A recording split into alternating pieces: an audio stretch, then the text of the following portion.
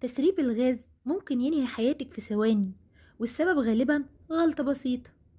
أول غلطة تفتحي النور، وتاني غلطة تستخدمي الموبايل جنب الغاز، وتالت غلطة تسيبي المكان مقفول. طيب تعملي ايه فورا؟ افتحي الشبابيك فورا واقفلي مصدر الغاز، واخرجي من المكان لو الريحة قوية.